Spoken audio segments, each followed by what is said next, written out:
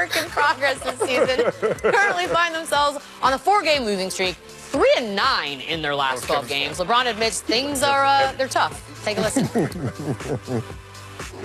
It's been very challenging, just from the simple fact of how many guys it's been in and out.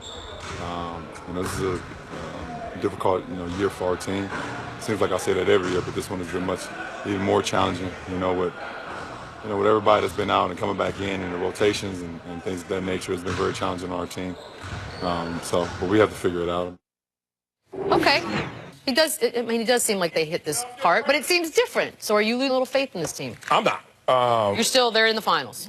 They're in the finals. Okay. Certainly. I mean, look, you're in the midst of a storm right now, so obviously this feels worse than other situations that you have found the resolution or you succeeded in. So you can't even use last year. They still made it to the finals. They went against a dynastic Golden State Warriors team and then realized, there is a huge divide between us and them. He now knows that divide still exists, but he's not finding the solution as easily as expected. Right. So this is not more than they can handle.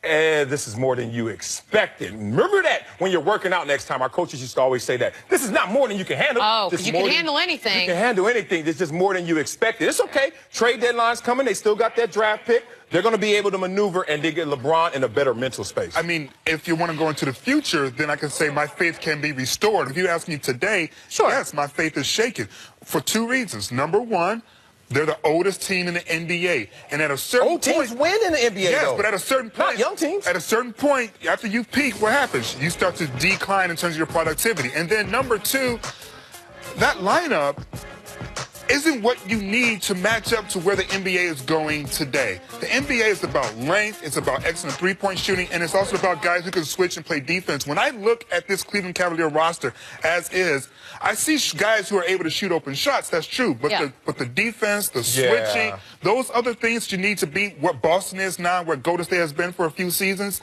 they don't have it right now. Yeah, you're talking about the hybrid player, and they have specialists, or they also have guys who are sitting there and they can't complement the other guys, redundant as they say. So that's their problem. Yeah. Where Golden State just has a bunch of 6'6" to 6'9" dudes. It's like, whatever you want, I got it. They really just don't seemingly have a weak link. Yeah. I think that's frustrating if you're trying to build any other team that's not called the Warriors. And Boston also has a trade deadline moves that they can make as well. And they're already a very good team as is. I mean, they're dangerous. You have a tough job. I'm on face of the NBA. It's man, your own show. Man versus machine, and no one could beat the machine right now. That's Golden State. Man, it's depressing. What are we even doing here? Let's do some cheers. Talk about football. Yeah, I know. Montrez Harrell. Oh, no. Nuggets